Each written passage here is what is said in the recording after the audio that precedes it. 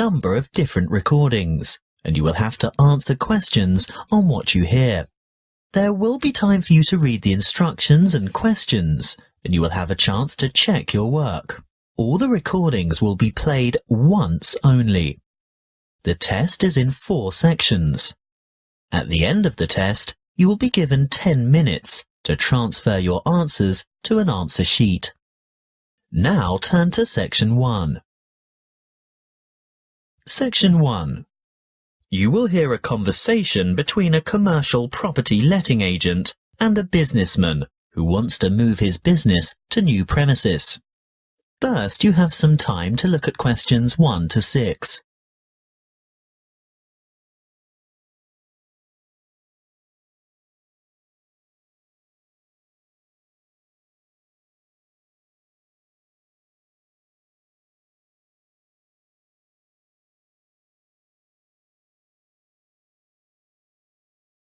You will see that there is an example that has been done for you.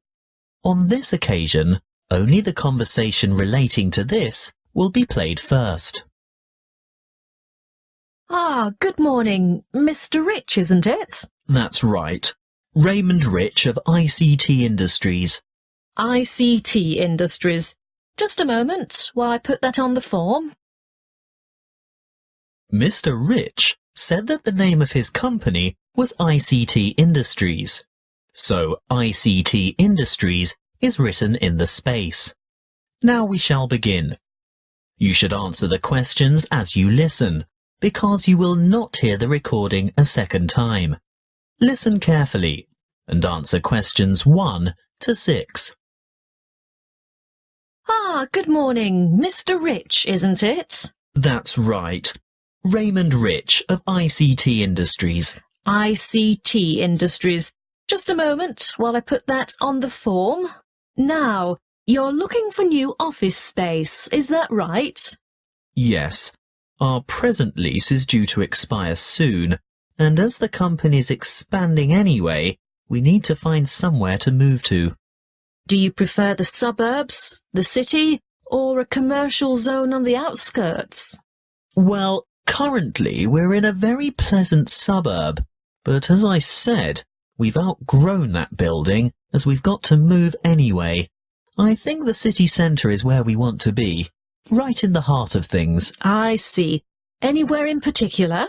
Yes, somewhere in the vicinity of the main transport centre, because I have a large staff, and car parking in the city is terribly expensive. I think it would be a good idea if we didn't use our cars at all.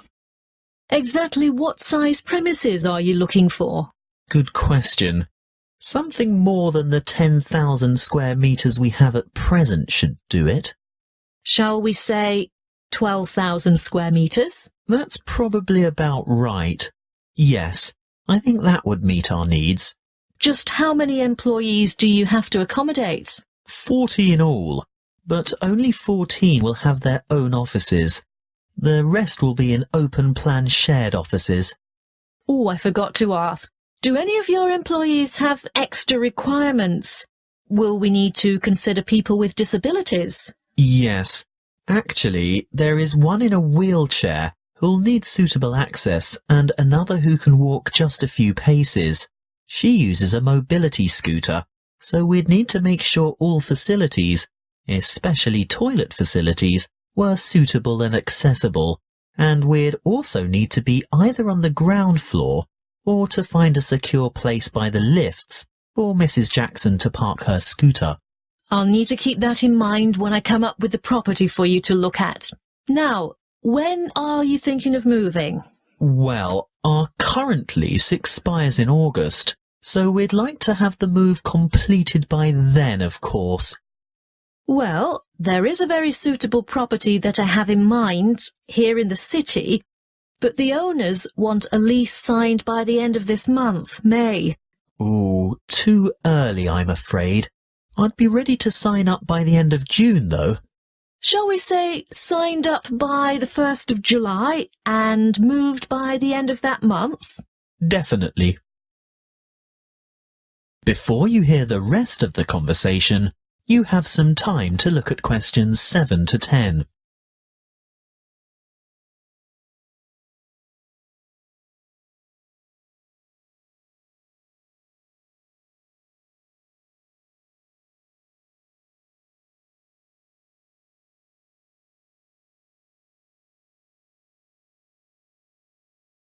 Now listen and answer questions 7 to 10.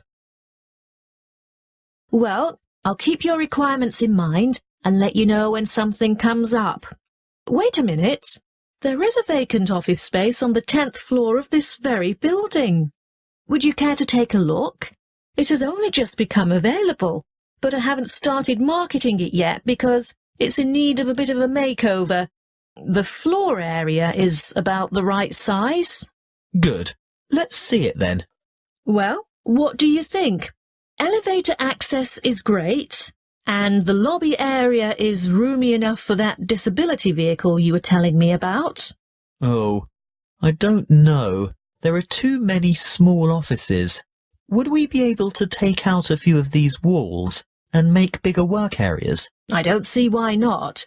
Most of them are just partitions. Obviously, load-bearing walls can't be touched, but there aren't many of those to worry about. What about kitchen and dining facilities? We like our staff to feel comfortable eating at work. If they go out for lunch, it often leads to extended lunch hours and lost time. Come this way. This is the kitchen. Ooh, it's a bit pokey. We'd need to enlarge it somehow. What's behind the wall here? There's just a storeroom. You could take out that wall and expand into that space. Then what would we do for a storeroom? Well, see that tiny office near the entrance? It has no external windows or natural light. It would make an ideal storeroom. Yes, you're right. The whole place is a bit dilapidated. Obviously in need of that redecoration you were talking about. And I don't just mean a coat of new paint. I think all the light fittings would have to be modernized. Those broken blinds have to be replaced, and this old blue carpet definitely has to go. I agree. That's something we can negotiate with the owner. But overall, do you think it would fit your requirements? Well, you haven't given me any indication of what the lease would cost. But before we get into that, what are the terms of the lease concerning length of tenancy? Well, generally in the city, leases are never less than 3 years. Oh? I mean, we don't mind signing up for that period of time initially, but we don't necessarily want to have to move after that. We've been in our last place for 10 years, you know. Well, the usual agreement is a 3x3x2. That's a contract for 3 years with entitlement to extension for 3 years, and then another 2 years after that. But let me speak to the owner first. And one more thing. We have to consider the time frame. Remember, my current lease is due to expire in August. Well, with reliable contractors, it shouldn't take more than a couple of months to do the necessary refit. That is the end of section 1. You now have half a minute to check your answers.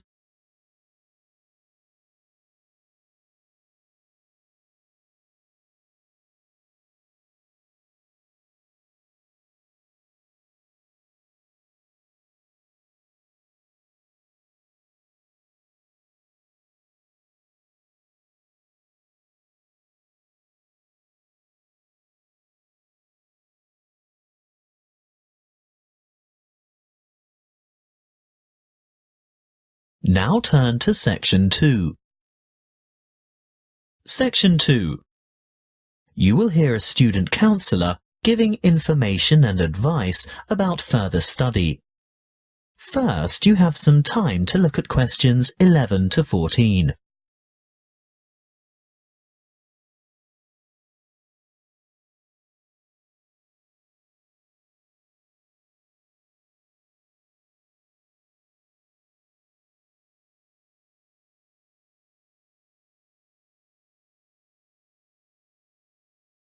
Listen carefully and answer questions 11 to 14.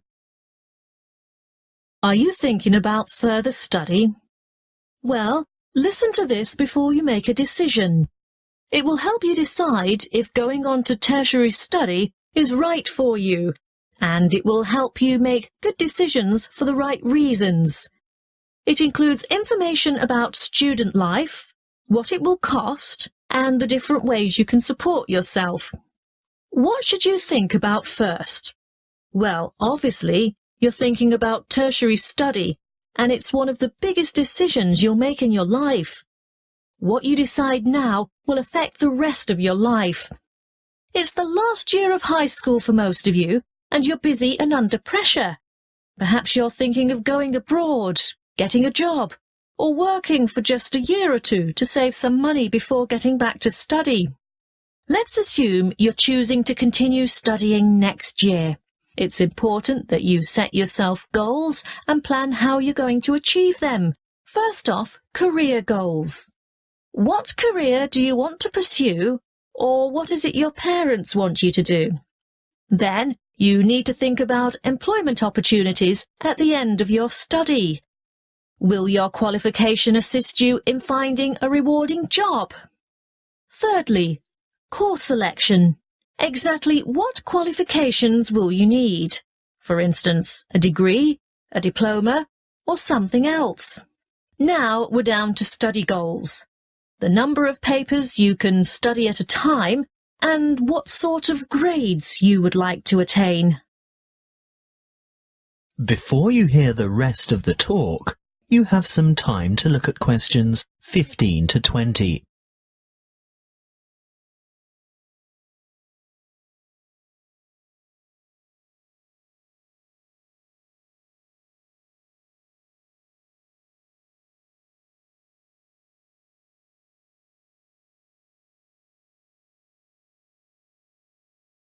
Now listen and answer questions 15 to 20.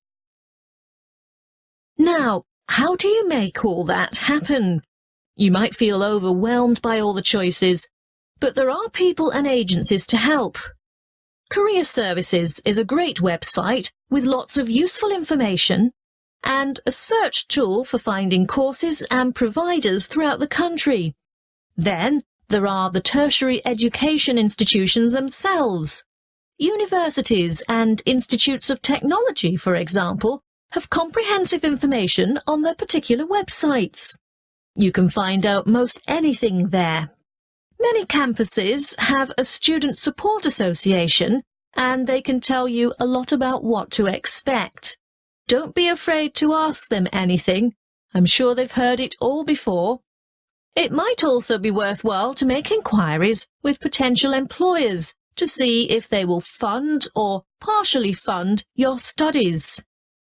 If it is a trade you want to learn, the apprenticeship scheme will help you earn while you learn. That way you'll get valuable work experience while you're studying.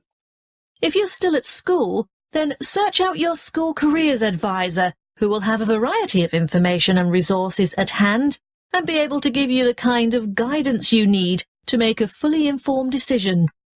And, last but not least, don't forget your parents and other family members. They can be of enormous help too. Oh, one last thing that might help you make up your mind. Have you thought of applying for a scholarship?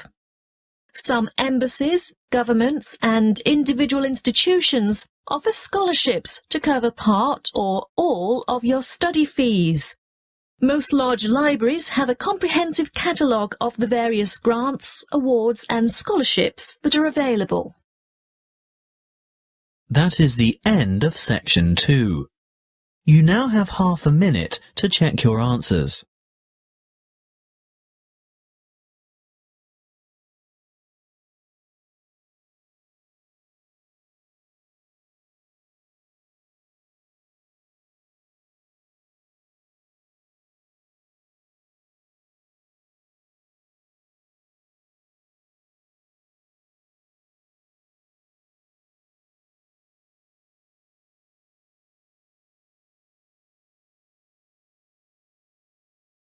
Now turn to section 3. Section 3. You will hear a tutor discussing with 2 students their research for a paper in cyber psychology. First, you have some time to look at questions 21 to 25.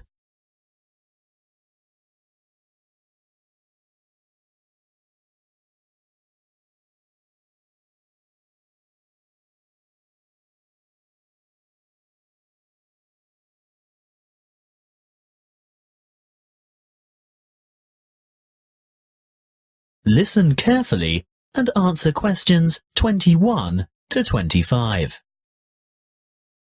I'm very glad that the two of you decided to pursue this research topic, because I think it's not only much needed, but very relevant to current psychological concerns about addiction issues in young people. Now, tell me, how did you get started? Well, we looked around for problems, or perceived problems, that teenagers in general might encounter, and we came up with the extremely popular phenomenon of instant messaging and the implications that the use or overuse of this form of communication might have on teen behaviour.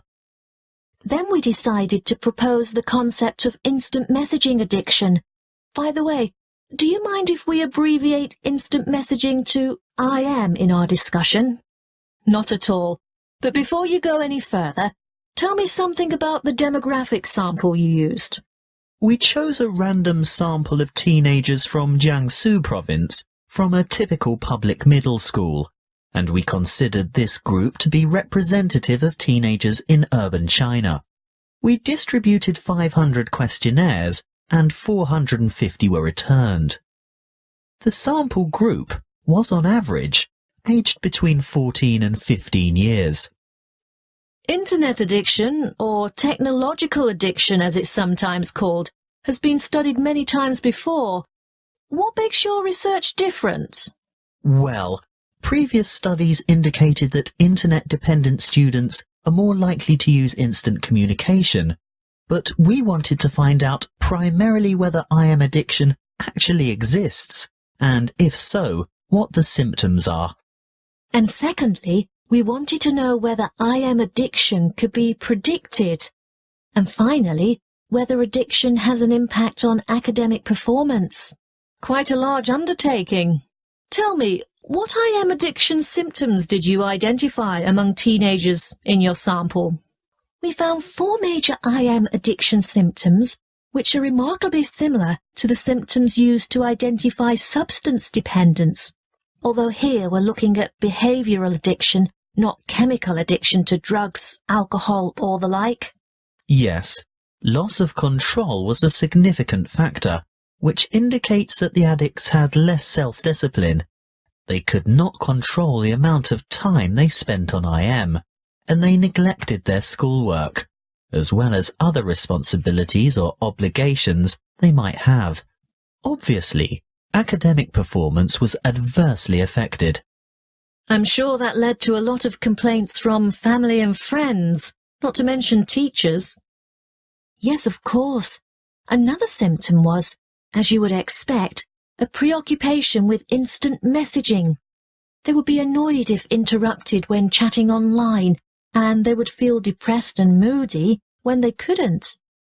They would go without sleep in order to chat, and when they were offline, they would still be thinking about online chatting. As in chemical addiction, they would need to increase the dose, in this case of IM time, to get satisfaction. That sounds quite disturbing. Yes, and as you can imagine, loss of relationships due to overuse of IM was a factor too. The addicted teenagers would rather chat online than go out with friends or spend time with family, which jeopardized their social relationships and their educational opportunities. The fourth addictive factor we found was escape. These teenagers used IM as a form of escape from reality and responsibilities. Before you hear the rest of the conversation, you have some time to look at questions 26 to 30.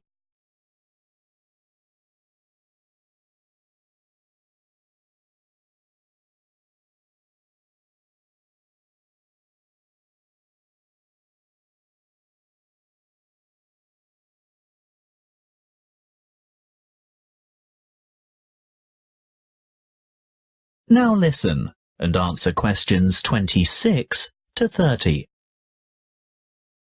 And can IM addiction be predicted? Well, we found a definite correlation between shyness and IM addiction. Not only shyness, But also a feeling of alienation was a predictor too. Alienation from family, peers, and school. So the more alienated they feel, the more they look for affection, friendship, and social support through IM. Exactly. But interestingly, what we found was that alienation was a predictor for addiction, but not necessarily related to a high level of IM use. How do you explain that? One possible explanation we considered was that those who were not alienated would communicate frequently with their friends through IM, but addicts, on the other hand, are probably looking for friendship through online chatting with strangers. Look, we're just about out of time. I'm really looking forward to reading your paper when you've finished it. But before I go, can you quickly sum up your conclusions? By looking at behavioural patterns and psychological characteristics, we were able to establish that there is a difference between high level of IM use and IM addiction as such. And that there are certain positive predictors for addiction. And our findings showed that teenagers' level of use of IM affected their academic performance. So you're saying that IM addiction detracts from the students' academic performance? That's what we set out to prove, and there's absolutely no doubt. Addicted students perform badly at school. But what we also found is that there is a correlation between the level of IM use and schoolwork. So not just the addicts suffer low scores? Precisely. Our results show that the higher the level of IM use, regardless of whether addiction is involved, the more negative impact there is on academic performance. Your research shows then that not only should teachers and parents be on the lookout for those teenagers who might be vulnerable to IM addiction, but that parents should pay close attention and provide proper guidance and monitor their teenagers' level of use of instant messaging. Yes, that's it in a nutshell. That is the end of section 3. You now have half a minute to check your answers.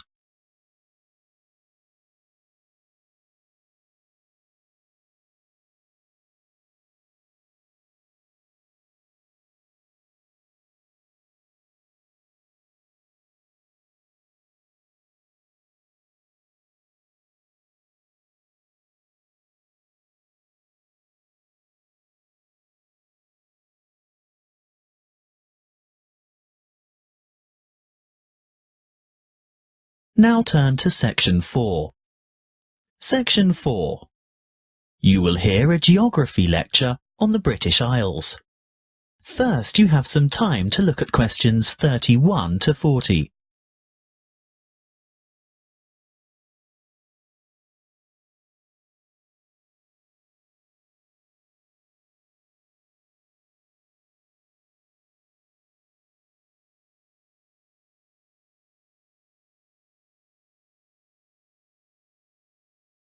Listen carefully and answer questions 31 to 40.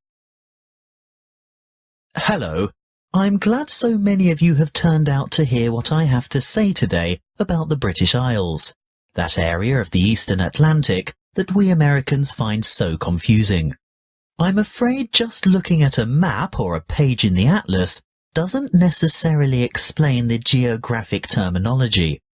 In referring to the British Isles, a word of apology for those of you of Irish descent, that is, those whose ancestors come from Eire, the Republic of Ireland. No matter how geographically accurate the place names that I use today are, some of you will be understandably upset to be included in anything termed British. I have a very useful image that might help you differentiate between the various labels that distinguish the political and geographic reality of the so-called British Isles. I want to show you a Venn diagram, which is a mathematical illustration that shows all the possible relationships between sets. Look at this Venn diagram, and you will see that the geographical terminology is in bold, while the political terms are in italics. See here the British Isles in bold and the British Islands in italics. The aim of this lecture is to explain the meanings of and relationships among those terms. In geographical terms, you will see that the British Isles is an archipelago made up of the two large islands of Great Britain and Ireland, and including many smaller surrounding islands. Of course, you can't tell from the Venn diagram the true comparative size of these islands. You'll need to look at the map for that. But take my word for it, Great Britain is the largest island of the archipelago, followed by Ireland, which, in reality, geographically, lies to the west, and there are over 1,000 smaller islands. Now, in political terms, the United Kingdom of Great Britain and Northern Ireland is the constitutional monarchy, which includes the island of Great Britain, some small nearby islands, although not the Isle of Man or the Channel Islands, and the northeastern part of the island of Ireland. Thank goodness it is generally shortened to United Kingdom, the UK, Great Britain, or even the abbreviation GB, although none of these are strictly correct, of course. You'd better listen carefully to the next part, because, I warn you, it is very confusing.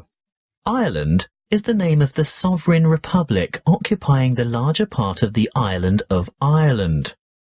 But to distinguish it from the name of the island itself, and most importantly from the other part which belongs to the UK, it is called the Republic of Ireland, or its Irish language name, Eire. That's E-I-R-E, even though Eire directly translates as Ireland. The smaller portion of the island is called Northern Ireland. The partition of Ireland took place in 1922, after a great history of struggle that we won't go into here. England, Scotland, Wales and Northern Ireland are legal jurisdictions within the United Kingdom, but Great Britain refers to the countries of England, Wales and Scotland as a unit. The British Islands contain the United Kingdom, the Channel Islands, made up of Guernsey and Jersey, and Isle of Man, which all have the British monarch as head of state.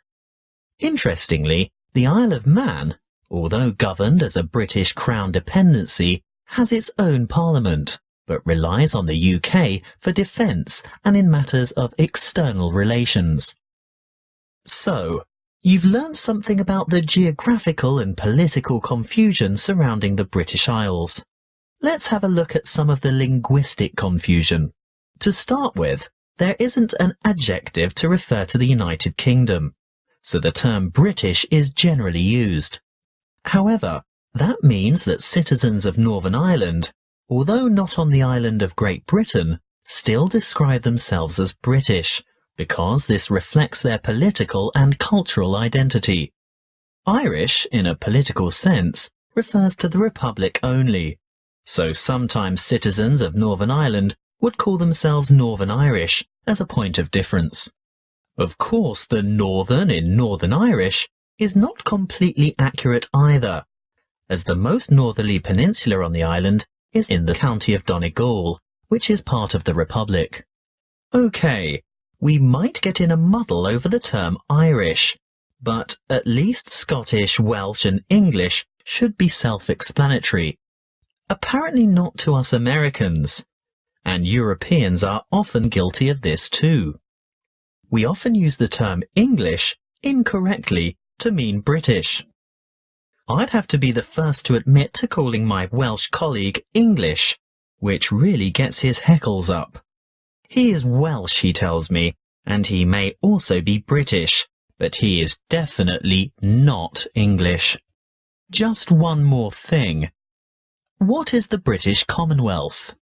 It's a voluntary association of independent states, many of which were former British colonies. In fact, what was primarily the old British Empire. However, it's no longer known as the British Commonwealth, but is now called the Commonwealth of Nations instead, presumably because current members do not want to remember the old colonial ties. That is the end of section 4. You now have half a minute to check your answers.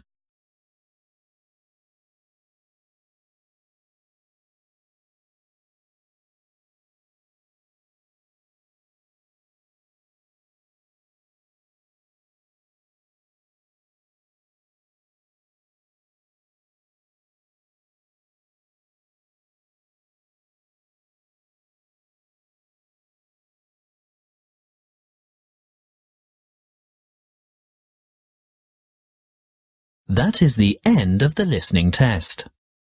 You now have 10 minutes to transfer your answers to the listening answer sheet.